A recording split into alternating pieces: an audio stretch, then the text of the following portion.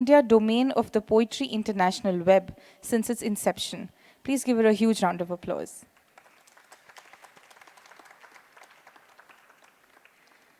Priya Sarukai Chabria is a poet, novelist, essayist, and translator. Awarded by the Indian government for outstanding contribution to literature, her work has been translated into 6 languages and published in anthologies and on web. Award and the Sahitya Academy Award. His major publications in English include I Keep Vigil of Rudra, Traditional Indian Theatre, Autumn Ways, and Everyday Yogi. He is also the former editor of Indian Literature, the Journal of National Academy of Letters. Please join me in welcoming him.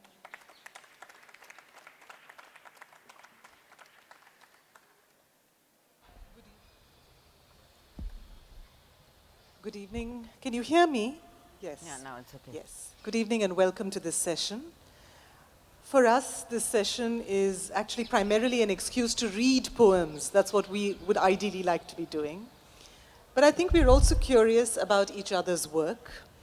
So what we are going to be talking about is really our respective explorations of Bhakti literature. And before I ask my fellow panelists to share their own entry points into their respective work, Shiva Prakash having done this very significant work of Kannada Vachana translation. As we speak of Bhakti literature here, we are talking about the upsurge of devotional literature in multiple regional languages and dialects that happened somewhere between the 6th and the 8th centuries. That's when it started.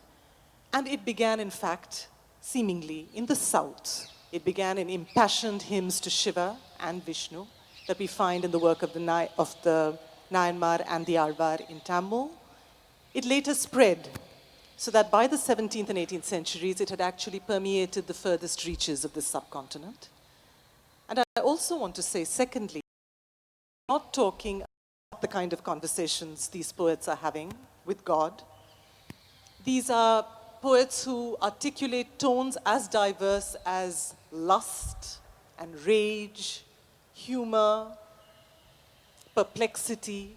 So there's a wide range of tones we implicate when we talk about bhakti. It's not a monochromatic sentiment in any way. So I'm going to start by asking Shiva really to talk a little about his own entry point into this work of Veerashaiva poets in Kannada. When I was a student, I was very deeply impressed by A.K. Ramanan's translation of Kannada Vachanas, which made a big impact, not only in India, but also all over the world. I'm told Westport, the poet translator, told me that when Philip Larkin read these poems, he was in a kind of trance for several months, when he read Ramanujan. And this work was translated into Spanish, and it was circulated in Latin America through many pirate editions. It became so immensely influential. So I enjoyed reading it when I was a student, but later when I myself started delving deep into Vachana texts, when I had to write a play on the Vachana movement of Karnataka, which was a very unfortunate play because it went into a big controversy which caused even a threat to my life and so on.